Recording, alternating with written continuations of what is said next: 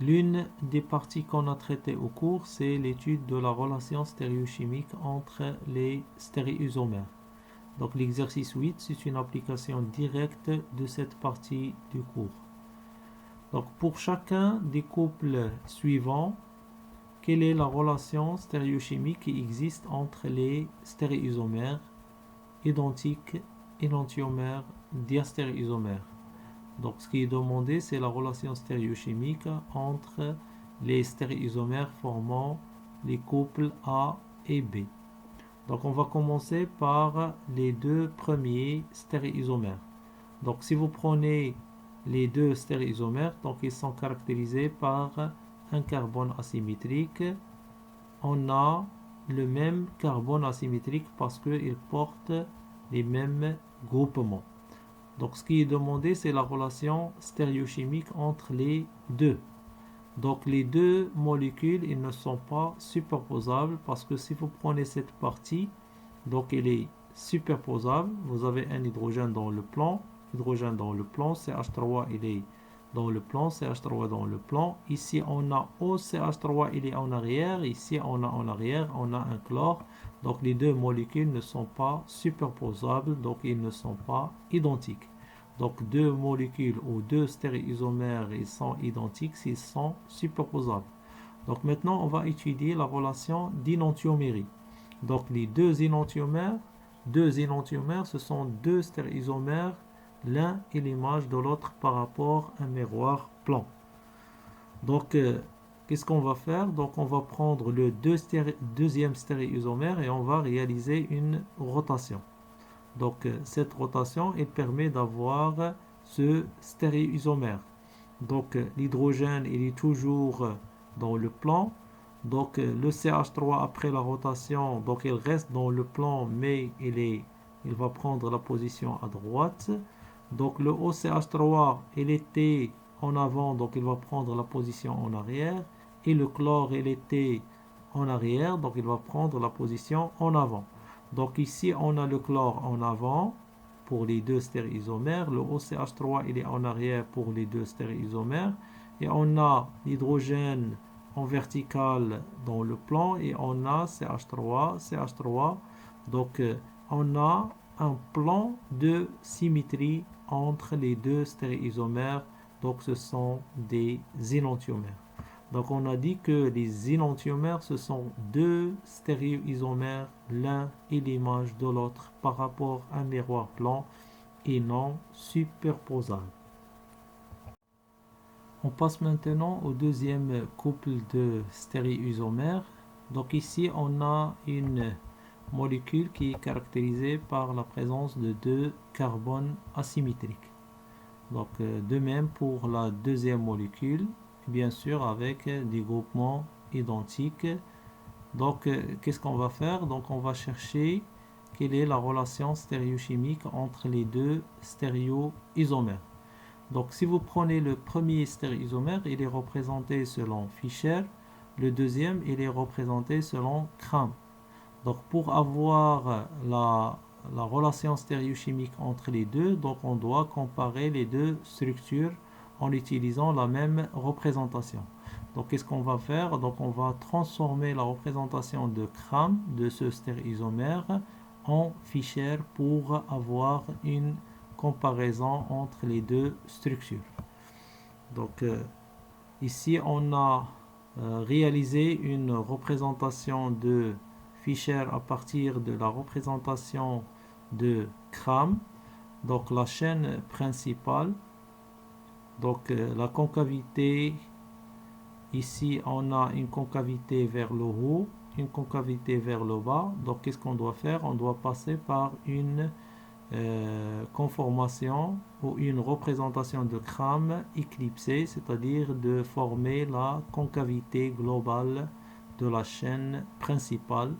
Donc on a réalisé une rotation pour ramener la fonction acide en haut pour avoir la concavité formée par la chaîne principale. Et après, l'observateur se place du côté opposé de la concavité en regardant le carbone numéro 1, ce qui conduit à la représentation de Fischer Donc ici on a la représentation de Fischer de cette molécule qui est représentée selon Cram. Donc après comparaison, donc on peut déduire facilement qu'il s'agit du même stéréisomère. Donc ils sont identiques parce qu'ils sont superposables. Donc les deux stéréisomères, ce sont des stéréisomères identiques. Pour maîtriser les méthodes utilisées pour la détermination des configurations absolues des carbones asymétriques et les configurations des alcènes, des doubles liaisons et des cycles, donc on a proposé un exercice relatif à cette partie, c'est l'exercice 9. Donc attribuer les configurations possibles RS, ZE et 6 trans. Donc on a des produits qui sont caractérisés par la présence des carbones asymétriques, des composés qui sont caractérisés par des doubles liaisons et des composés qui sont caractérisés par la présence des cycles. Donc au cours, donc on a distingué deux types de stéréisomères. Donc il y a les stéréisomères de conformation, donc ils sont obtenus par rotation ou torsion autour de la liaison sigma. Et il y a un autre type, c'est les stéréisomères de configuration, donc ils sont obtenus par rupture de liaison. Donc ici on va étudier les stéréisomères de configuration. Donc pour ce type de stéréisomères, donc il y a deux classes. Donc il y a les stéréisomères de configuration optique. Ce sont des stéréisomères qui sont caractérisés par la présence des carbones asymétriques. Et il y a les stéréisomères de configuration géométrique. Ce sont des stéréisomères qui sont caractérisés par la présence d'une double liaison ou un cycle. Donc on va prendre la première molécule, c'est la molécule A. Donc on va chercher quel est le type de configuration qui caractérise cette molécule. Donc cette molécule, elle est caractérisée par la présence d'un carbone asymétrique. On a dit que le carbone asymétrique, c'est un carbone hybridé sp3, donc qui porte des substituants différents. Donc ici, on a un carbone hybridé sp3 avec des substituants différents. Donc c'est un carbone asymétrique. Et on a une double liaison. Donc cette double liaison, elle est caractérisée par un carbone hybridé sp2 qui porte deux groupements identiques. Donc on peut pas avoir une configuration géométrique de la double liaison. On va voir ça après. Donc on va s'intéresser ici à la configuration absolue du carbone asymétrique. Donc ici on a un carbone asymétrique. Donc ce qu'il faut faire pour identifier la configuration RS, donc il faut classer les quatre substituants autour du carbone asymétrique. Donc en utilisant la classification selon l'ordre de préséance ou le numéro atomique Z. Donc ici, on a le carbone asymétrique, il est lié au brome, il est lié à CH3, à l'hydrogène et un carbone qui forme une double liaison avec un autre carbone. Donc le brome, donc il a le Z le plus grand, donc c'est le substituant classé 1, donc le brome c'est le 1, le 2 c'est la double liaison, le troisième, c'est le CH3 et le quatrième, c'est l'hydrogène. Donc l'hydrogène, c'est le quatrième substituant. Donc après, on va réaliser une rotation de 1 à 3 en passant par 2. Donc il donne la configuration R. Donc c'est une rotation dans le sens de rotation des aiguilles de la montre. Donc la configuration attribuée ici, c'est R, mais on doit toujours vérifier la position du quatrième substituant. S'il est en arrière, donc on garde la configuration LU. S'il est en avant, donc on inverse la configuration. Donc ici, le quatrième, il est en arrière. Donc on garde la configuration. Donc la configuration, c'est 3R. Donc 3, c'est l'indice de position du carbone asymétrique. Donc ici, on a 1, 2, 3. Donc le carbone asymétrique, donc il prend l'indice 3, donc c'est 3R. Donc maintenant, on passe à la deuxième molécule qui est caractérisée par la présence d'un carbone asymétrique. Toujours, c'est la même méthode. On classe les 4 substituants autour du carbone asymétrique. Après, on fait une rotation. Donc s'il est dans le sens de rotation des aiguilles de la montre, c'est R. Bien sûr, il faut vérifier la position de quatrième substituant. Si le sens de rotation il est opposé au sens de rotation des aiguilles de la montre, donc il s'agit d'une configuration S. Bien sûr, il faut toujours vérifier la position du quatrième substituant. Donc ici, on a le OH, c'est le premier, le deuxième, c'est le isopropyl, le troisième, c'est le éthyle, et le quatrième, c'est l'hydrogène. Donc ici, le quatrième, il est en avant. Donc on va réaliser une rotation de 1 à 3 en passant par 2. Donc il donne une configuration S. Mais le quatrième, il est en avant. Donc on doit inverser la configuration. Donc la configuration LU, c'est S. Mais la vraie configuration, c'est R. Donc le carbone asymétrique numéro 3, il a une configuration 3R. Donc c'est R hexane 3-ol. Avant de continuer l'exercice numéro 9, donc je donne un petit rappel ici sur la nomenclature configurationnelle 6 trans. Donc on va voir les règles qui sont utilisées pour déterminer la configuration 6 trans ou ZE. Donc il faut noter que cette nomenclature configurationnelle elle est utilisée pour les stéréoisomères de configuration géométrique. Si on a par exemple une double liaison, donc on utilise la configuration 6 trans ou ZE. Par contre, pour les cycles, on n'utilise que la configuration 6 trans. Donc maintenant, comment on détermine la configuration 6 trans? Donc pour la double liaison, donc si vous avez une double liaison avec deux substituants identiques du même côté par rapport à la double liaison, donc on parle d'une configuration 6. Si vous avez une double liaison avec deux substituants identiques de part et d'autre par rapport à la double liaison, donc on parle d'une configuration trans. Donc pour les cycles, donc si on a deux substituants du même côté par rapport au plan médiateur de cycle, donc on parle d'une configuration 6. Si vous avez deux groupements de part et d'autre par rapport au plan médiateur du cycle, donc on parle d'une configuration trans. Ça c'est pour la nomenclature configurationnelle 6 trans. Donc pour la nomenclature ZE, donc il est utilisé pour les doubles liaisons. Donc dans ce cas, donc on utilise la classification selon l'ordre de préséance autour de chaque carbone hybridé sp2. Par exemple, si vous prenez ce carbone, donc on classe les deux substituants liés à ce carbone. Supposons qu'on a trouvé que ce groupement il est prioritaire, donc on le classe numéro 1. Si vous trouvez les deux substituants classés 1 du même côté par rapport à la double liaison, donc il s'agit d'une configuration Z. Par contre, si vous trouvez les deux substituants classés 1 sont de part et d'autre par rapport à la double liaison, donc la configuration attribuée dans ce cas, c'est la configuration E. Donc on va appliquer ces règles pour déterminer les configurations des doubles liaisons et les configurations des cycles. Donc ici on a pris deux exemples des composés à ions des doubles liaisons et deux exemples des molécules à ions des cycles. Donc on va commencer par la première molécule qui contient les doubles liaisons. Donc ce qui est demandé c'est la configuration géométrique de chaque double liaison.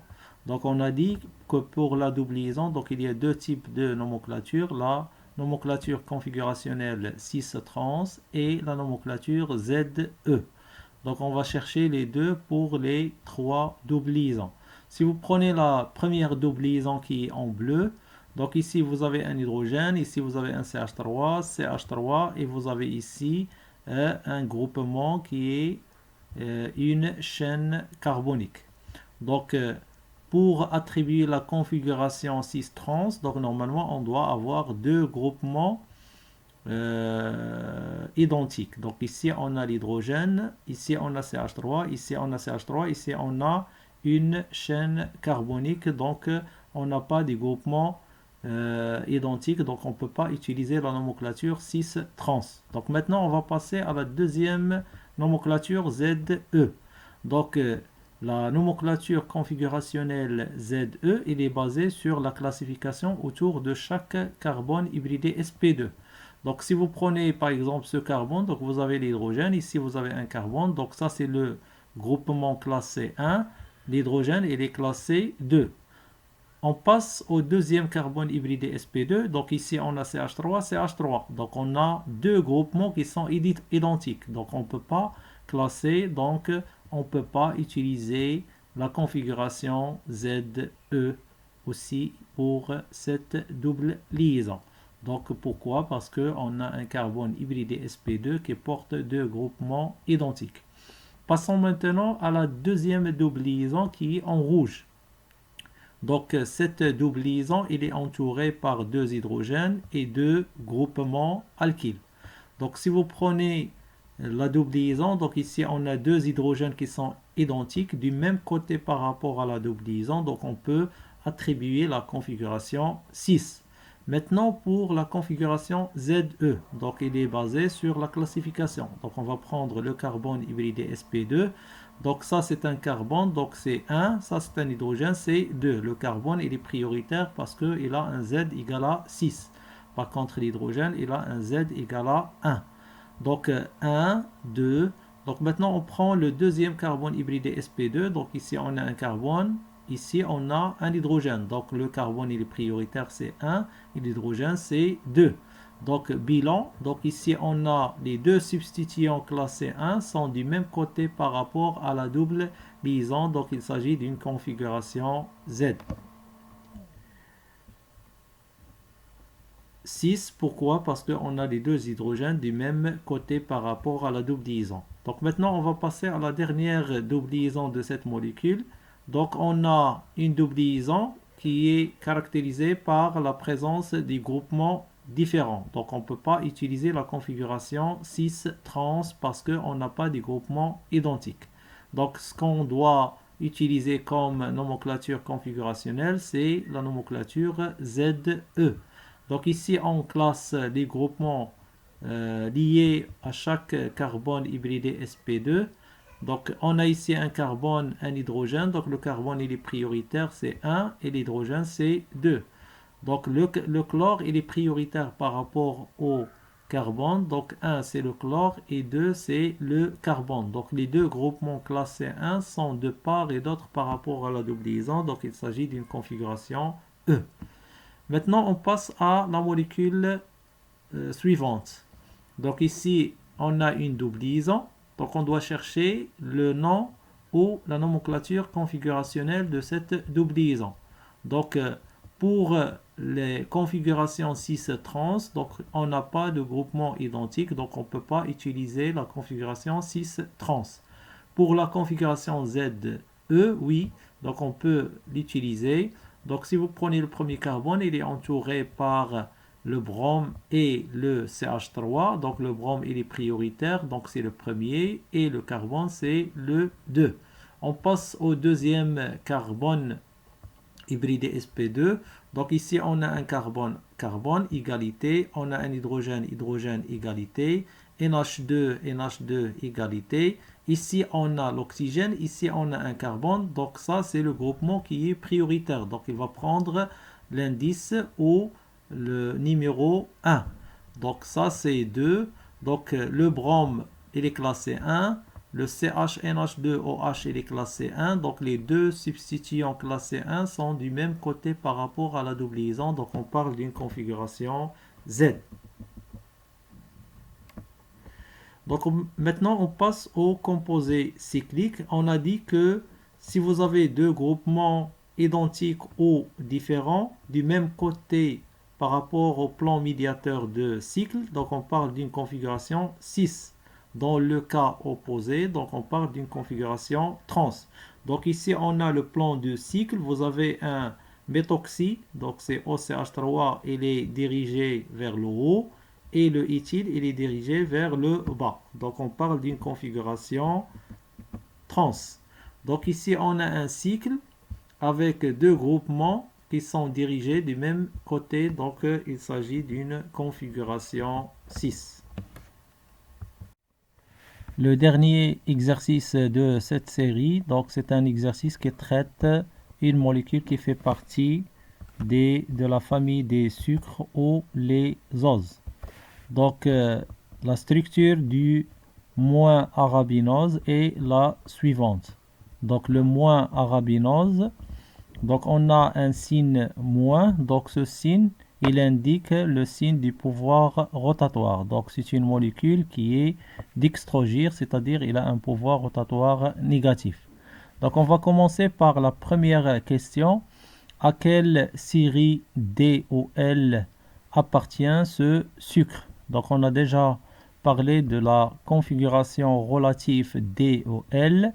Donc cette configuration DOL, il est déterminé à partir de la représentation de Fischer. Donc il est lié à la position de la fonction secondaire liée au dernier carbone asymétrique. Donc si vous prenez la molécule de l'arabinose, donc on a le OH, c'est la fonction secondaire liée au dernier carbone asymétrique par rapport au carbone de la fonction principale. Donc il est à gauche, donc il fait partie de la série L des sucres. Donc maintenant on passe à la deuxième question, c'est représenter l'énantiomère de A. Donc on a déjà défini c'est quoi l'énantiomère. Donc les énantiomères ce sont deux stéréoisomères, l'un est l'image de l'autre par rapport à un miroir plan. Ils ne sont pas superposables. Donc pour représenter l'énantiomère de A, donc on doit représenter son image par rapport à un miroir plan. Donc l'énantiomère de A, elle est représentée. Donc on passe à la question 3, représenter un diastéréisomère de A. Donc si vous prenez cette molécule, c'est-à-dire l'arabinose, donc c'est une molécule qui est, ou la représentation plane de cette molécule, donc il est caractérisé par la présence de 4 ou de 3 carbones asymétriques. Donc on peut déterminer facilement le nombre de stéréoisomères possibles, c'est-à-dire les représentations spatiales. Donc on a 3 carbones asymétriques, 2 à la puissance 3, donc ça fait 8. Donc on a en total 8 stéréoisomères, c'est-à-dire 8 représentations spatiales de la formule plane de cette molécule. Donc ici on a 3 carbones asymétriques, donc on a 8 stéréoisomères, donc on a 4 couples d'énantiomères et on a des relations de diastéréoisomères entre les autres stéréoisomères.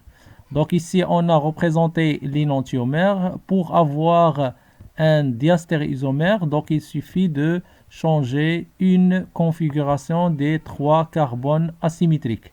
Donc on va changer les positions du premier carbone.